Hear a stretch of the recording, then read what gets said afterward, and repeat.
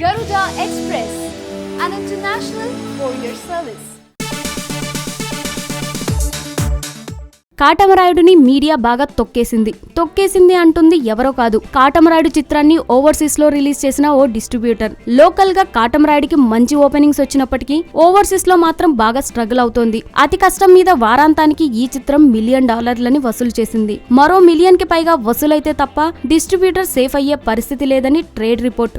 Local గా బాగా ఆడుతోన్న cinema overseas లో అండర్ పర్ఫార్మెన్స్ చేయడానికి మీడియాలోని ఓ వర్గమే కారణమని, రాజకీయపరమైన కారణాలతో ఈ చిత్రాన్ని తొక్కేశారని అతను ఆరోపిస్తున్నాడు. అయితే అతడికి అర్థం కాని విషయం ఏంటంటే ఈ జోనర్ సినిమాలకి ఓవర్సీస్ లో ఆదరణ తక్కువ. చిరంజీవి రీఎంట్రీ కనుక ఖైదీ నంబర్ 150కి సాదర స్వాగతం లభించింది, కానీ రచ్చా, నాయక్ లాంటి సినిమాలు ఇక్కడ హిట్ అయినట్టుగా ఓవర్సీస్ లో క్లిక్ అవ్వలేదు. సినిమా ఎలా ఉన్నప్పటికీ రివ్యూస్ తో పని లేకుండా ప్రీమియర్ షోస్ గ్రాస్ అయిన రికార్డు స్థాయిలో నమోదవ్వాలి. కానీ ప్రీమియర్లకి ఈ చిత్రానికి కనీసం సర్దార్ గబ్బర్ సింగ్ కి వచ్చిన వసూలు కూడా రాకపోవడాన్ని బట్టే జనాల్లో దీనిపై ఆసక్తి అంతగా లేదని స్పష్టమవుతోంది. అయితే తమ నష్టాలకి ఎవరో ఒకరిని బాధ్యుల్ని చేసి చూపించడానికి రివ్యూలపై పడ్డట్టున్నారు.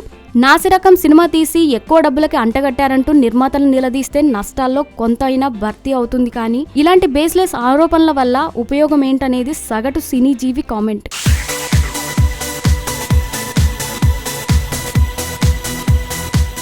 హాయ్ యోయో వ్యూవర్స్, సబ్స్క్రైబ్ చేసేటప్పుడు అక్కడ ఉండే గంట సింబల్ను ప్రెస్ చేయడం మర్చిపోవద్దు.